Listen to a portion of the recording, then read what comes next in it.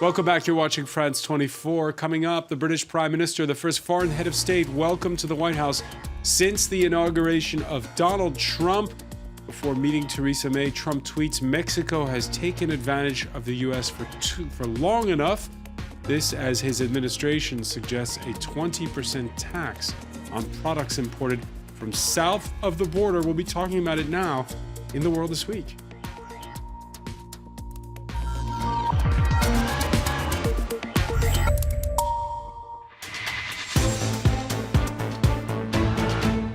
And it is The World This Week in partnership with The Daily Beast. We say hello to Christopher Dickey.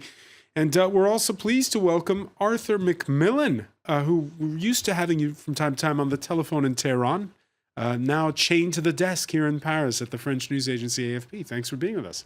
You're welcome. It's a busy first week since Donald Trump's inauguration, first press conference, and it's in the company of the British Prime Minister, Theresa May. These are images from earlier inside of the Oval Office alongside Donald Trump. Christopher, one of the press remarks on this was May, who has relished being described as a bloody difficult woman, is at risk of seeming Trump's patsy. Well, I think that is a big problem for her. I mean, her whole thing is to project strength. And by coming to Washington, is that about the special relationship or is that about weakness at this point? Is that about vulnerability? I think it looks like vulnerability in her case. Looks like vulnerability. And we say hello, by the way, Theresa to May. Anne-Elisabeth Moutet, the columnist for the Sunday and Daily Telegraph. Anne-Elisabeth, they're setting up. In fact, we can show images from the East Room of the White House. They're setting up for that press conference between Donald Trump and Theresa May. Christopher Dickey saying it looks like a moment of weakness for May, this first press conference. She gets the first meeting of a foreign head of state with the President of the United States. It doesn't matter who the President of the United Yes, States it does is. matter who the President of the United States is. Yeah, let's live in the real world. He is the President of the United States. Of course it's not vulnerability. I don't think she's been playing it in a very elegant way. She's been incredibly oily about all sorts of things, but by and large it's a huge victory. I thought I was being unkind to her. I mean, no, of course it's a victory. Arthur Macmillan? Well, at first, it's been billed very highly as a great coup to say that, you're the first foreign leader to meet the new US president.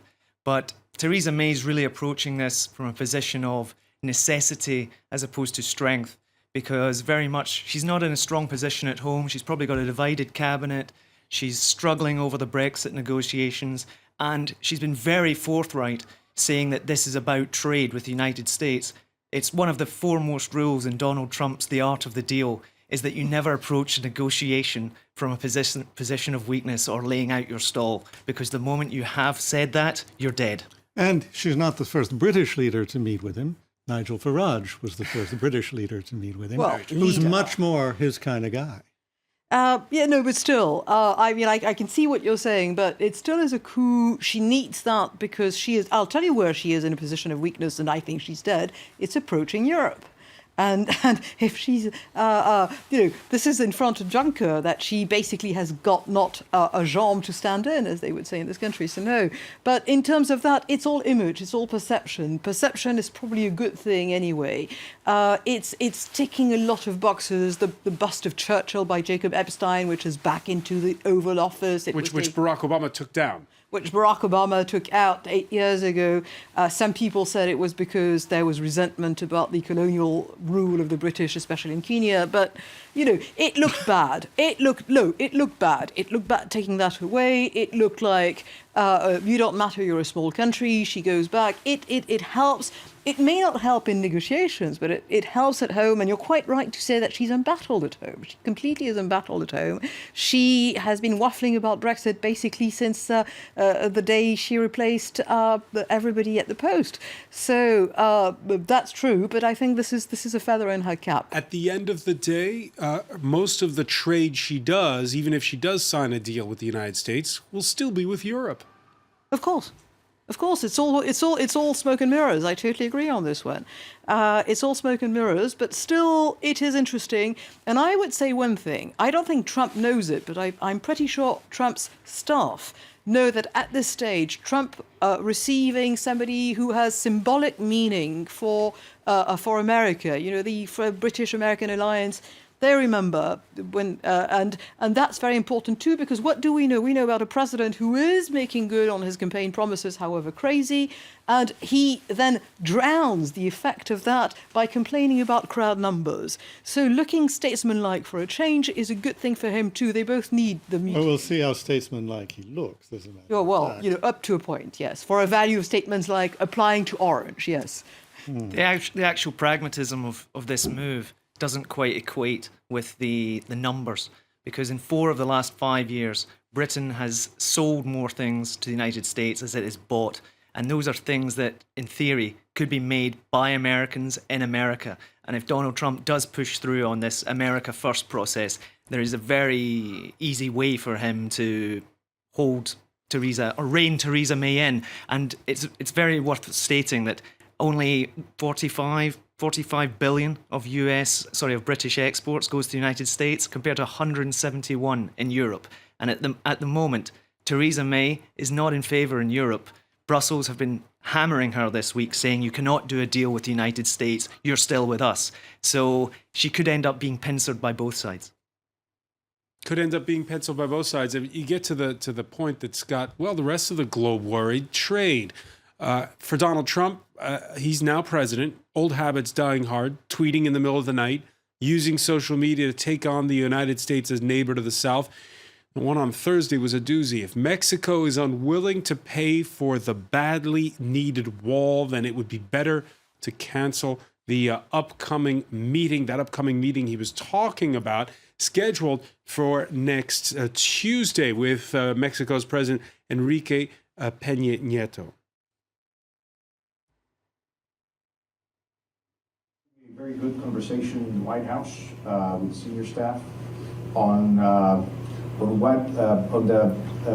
protocol, the schedule, the procedures for the visit, and it was during that meeting that we learned about the tweet by President Trump. If the condition for having the meeting was for Mexico to pay for the border wall, then it was absolutely possible for us to do it. All right, so there we heard the Mexican foreign minister caught off guard. Well, since then, they've been talking on the phone. The Mexican peso has risen because of this phone conversation this Friday that lasted 1 hour between Enrique Peña Nieto and Donald Trump. Is it going to be like this the whole time, where we're going to be blowing hot and cold? Yeah, I think it will be. I think that's the way he operates. That's the way he makes deals. But the basic problem here for anything like the relationship with Britain or with Mexico or with whether it's bilateral or multilateral is that he essentially sees the world as a collection of zero-sum games. I win, you lose. That's the way it works. Why is his favorite word? Loser. He's a loser, right? He loves to say that. He's obsessed with this idea. So how is Mexico going to be in a win-win position with the United States if it's building a wall, if it's saying 11 million Mexicans in the United States are essentially all outlaws and criminals, which is the thrust of his argument, and if you're starting to dial back dramatically on imports from Mexico? How's that going to work out? You're going to have a whole part of the American population that's going to be deeply alienated and angry and hostile and vulnerable especially to criminals. You're going to have a declining economy in Mexico, which will encourage more immigration, and you'll have a wall that people will just blow through one way or the other. Come on, a $30 billion wall made of concrete? I don't think so. What this week has also shown is really that people have been saying after the campaign and between the gap between the election victory and the taking of office that we're going to see a new Donald Trump, a more moderate Donald Trump. Oh, no. What the first week has shown categorically is that just doesn't happen. I mean, he effectively took on the country with this that's very soon going to have the biggest level of trade with the United States, Mexico, and he basically dismissed them by tweet. That is not diplomacy. It's all salesmanship. It's not statesmanship. And let's just think about it practically for a moment. He's not going to have the wall built overnight. It's going to take months or years to build this wall. And in the process, what do you think the cartels and the coyotes who run people into the United States are going to do? They're going to be coming across in bigger numbers than ever. Unless he militarizes the border, that'll be a happy scene. He could do anything. It depends on what. I mean, you listed a series of things, and I can't. Now I've sort of lost the track, so I feel rather bad about this. Some things will work. Some things are just image, and he wants it to work that way. But basically, this is somebody who got where he is, and nobody thought he would, to the White House by being the way he is. Why would he change? It has worked for him until age 70. So no, he's got absolutely no incentive to be different until he realizes that running the White House doesn't mean all powerful. And what's interesting is this White House leaks like a sieve. It's amazing. You get already news about, what camps there are. Basically, on one side, you've got the, conservative Republican, classical Republican, Reince Priebus, who comes from the party. On the other side, you've got the Steve Bannon crowd, and he's hiring people off Breitbart like crazy. That thing is not going to last for very long. You've got a press secretary who's been giving this incredible performance, and he was egged on to give this performance of accusing journalists and shouting by Trump, who thought he was being too low-key afterwards. But it's for this very reason. We're going to interrupt. That man will not last in his job. I mean, one day he will resign. Let's go to the East Room of the White House and see the new president of the United States in the company of the British Prime Minister. Thank you. Oh, here they are. To have Prime Minister Theresa May here for our first official visit from a foreign leader. This is our first visit, so great honor. The special relationship between our two countries has been one of the great forces in history for justice and for peace. And by the way, my mother was born in Scotland, Stornoway, which is Syria, Scotland. Today, the United States renews our deep bond with Britain, military, financial, cultural, and political. We have one of the great bonds. We pledge our lasting support to this most special relationship. Together, America and the United Kingdom are a beacon for prosperity and the rule of law. That is why the United States respects the sovereignty of the British people and their right of self-determination. A free and independent Britain is a blessing to the world, and our relationship has never been stronger. Both America and Britain understand that governments must be responsive to everyday working people, that governments must represent their own citizens. Madam Prime Minister, we look forward to working closely with you as we strengthen our mutual ties in commerce, business, and foreign affairs. Great days lie ahead for our two peoples and our two countries. On behalf of our nation, I thank you for joining us here today. It's a really great honor. Thank you very much.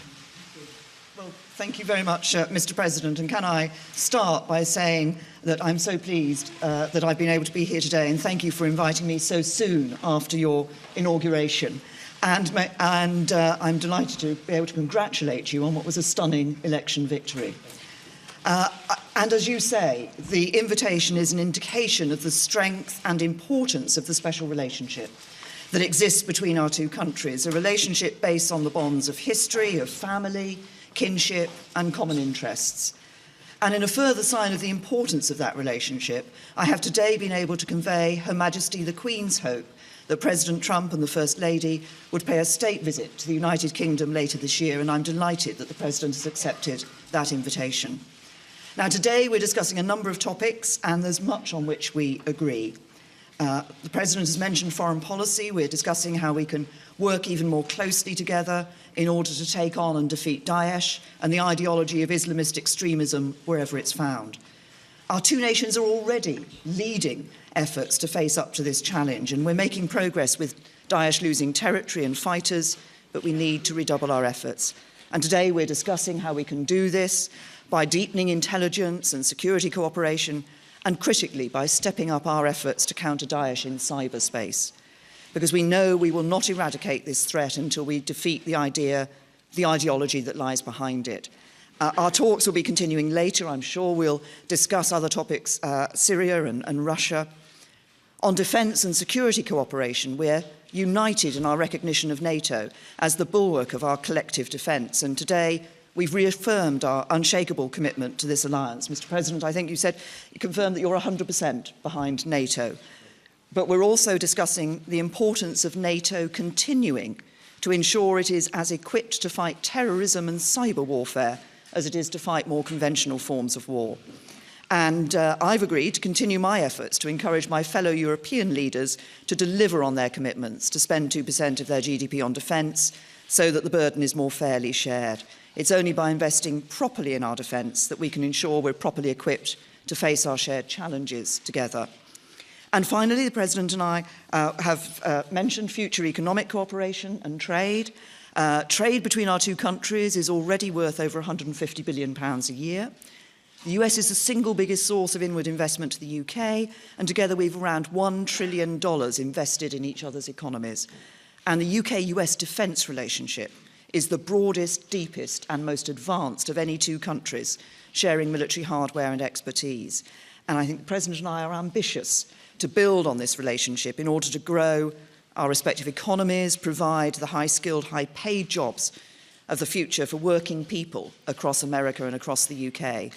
And so we are discussing how we can establish a trade negotiation agreement, take forward immediate high-level talks, lay the groundwork for a UK-US trade agreement, and identify the practical steps we can take now in order to enable companies in both countries to trade and do business with one another more easily. And I'm convinced that a trade deal between the US and the UK is in the national interest of both countries and will cement the crucial relationship that exists between us, particularly as the UK leaves the European Union and reaches out to the world.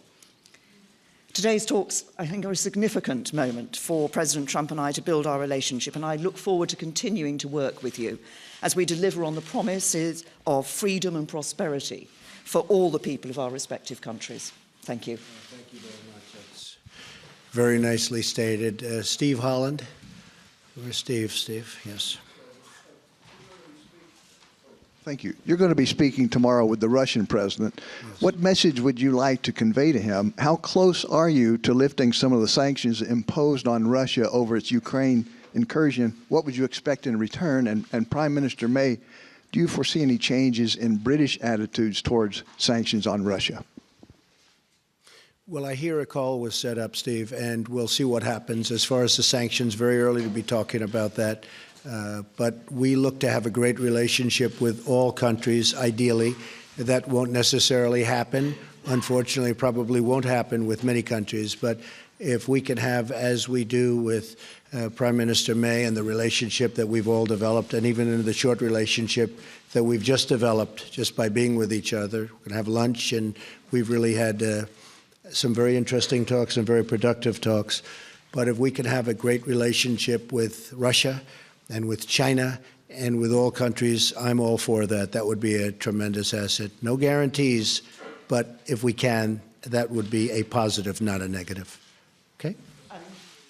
We have, as far as the UK is concerned, on sanctions for Russia in relation to their activities in the Ukraine, we have been very clear that we want to see the Minsk agreement fully implemented. We believe the sanctions should continue until we see that Minsk agreement fully implemented, and we've been continuing to argue that inside the European Union. Okay. Laura? Thank you very much, Prime Minister. Laura Kunsberg, BBC News. Prime Minister, you've talked about where you agree, but you have also said you would be frank where you disagree with the President. Can you tell us where in our talks you did disagree? And do you think that the President listened to what you had to say?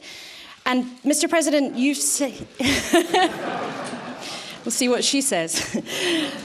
Mr. President, you've said before that torture works. You've praised Russia.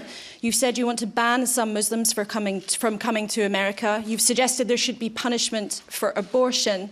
For many people in Britain, those sound like alarming beliefs. What do you say to our viewers at home who are worried about some of your views and worried about you becoming the leader of the free world?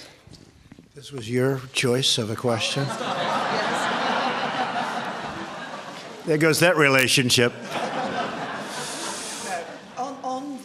On the issue that you raised with me, Laura, can I confirm that the President, I've been listening to the President and the President has been listening to me. That's the point of having a conversation and a dialogue. And we have been discussing a number of topics. We'll carry on after this press conference meeting and discussing a number of other topics. And there will be times when we disagree and issues on which we disagree. The point of the special relationship is that we are able to have that open and frank discussion so that we are able to make that clear when it happens.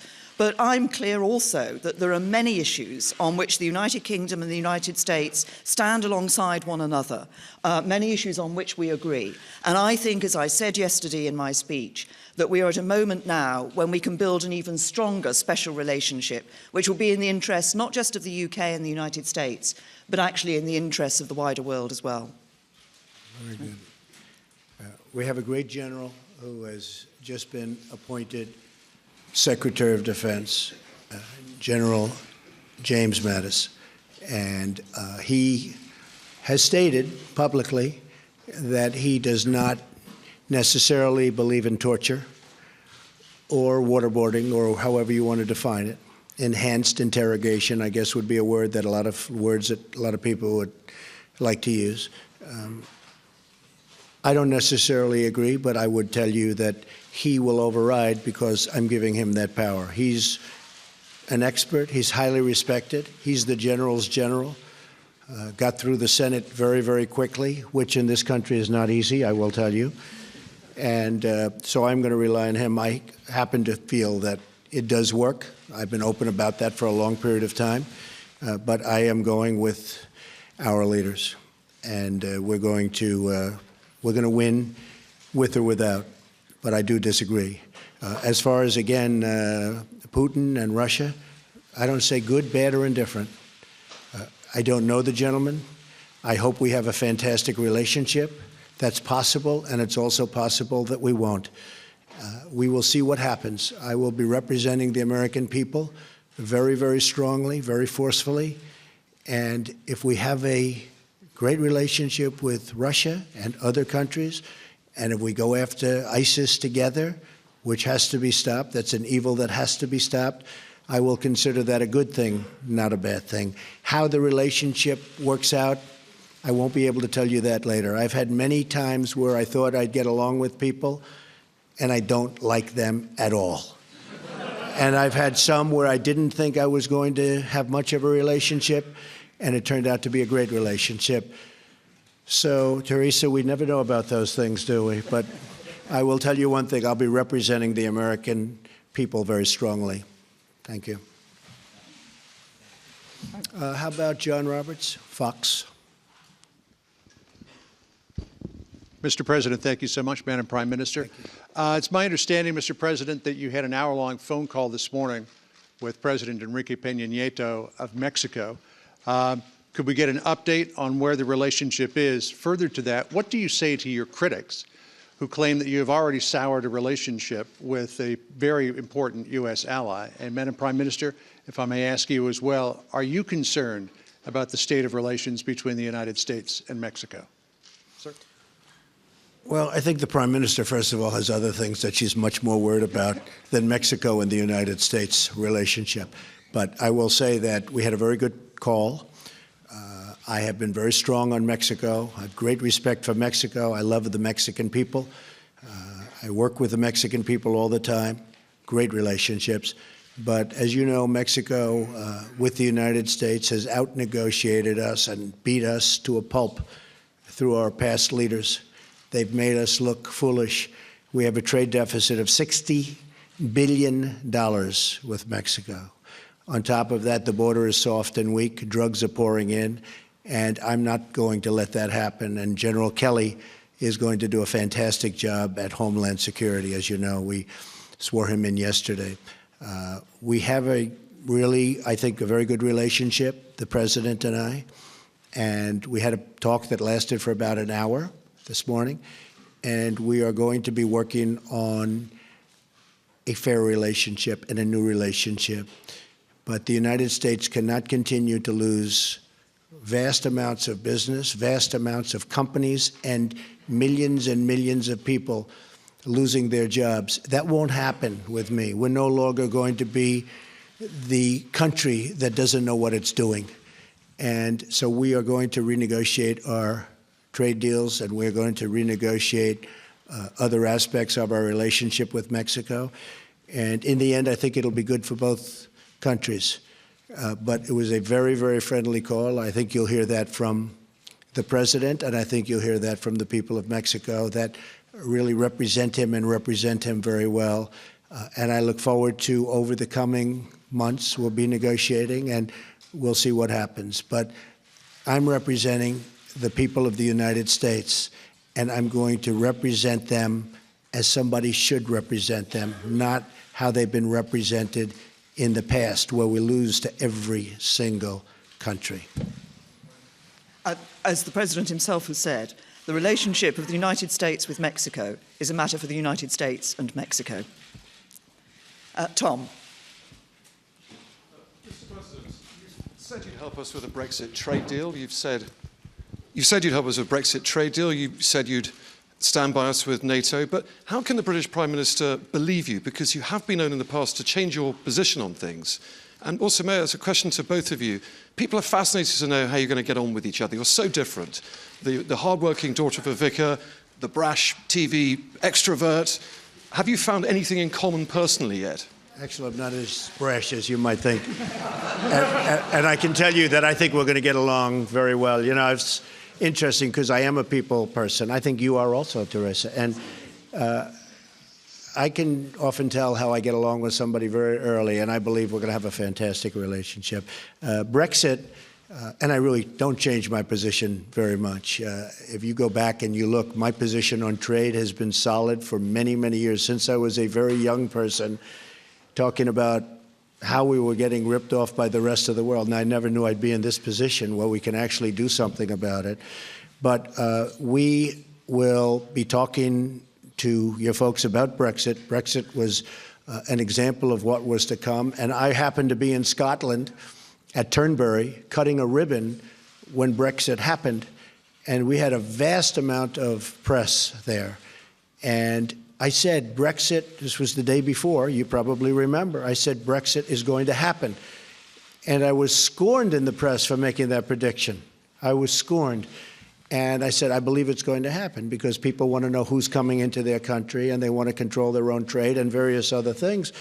And lo and behold, the following day, it happened. And the odds weren't looking good for me when I made that statement because, as you know, everybody thought it was not going to happen.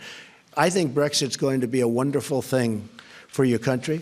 I think when it irons out, you're going to have your own identity, and you're going to have the people that you want in your country, and you're going to be able to make free trade deals without having somebody watching you and what you're doing. And I had a very bad experience. I had something when I was in my other world. I have something in another country, and getting the approvals from Europe was very, very tough. Getting the approvals from the country was fast, easy, and efficient. Getting the approvals from the group, I call them the consortium, was very, very tough. But I thought Brexit, I think it'll go down, that it will end up being a fantastic thing for the United Kingdom. I think in the end, it will be a tremendous asset, not a tremendous liability. Okay? And just on the question you asked me, Tom, I mean, I think as the President himself has said, I think we have already struck up a good relationship. But you asked what we had in common. I think if you look at the approach that we're both taking, I think one of the things we have in common is that we want to put the interests of ordinary working people right up there, centre stage. Those people who, they're working all the hours, they're doing their best for their families, and sometimes they just feel the odds are stacked against them. And it's that interest in ensuring that what we do, that the economies, our economies and our governments actually work for ordinary working people, work for everyone in our countries. I think we both share that. Thank you very much. Thank you. Thank you very much, everybody.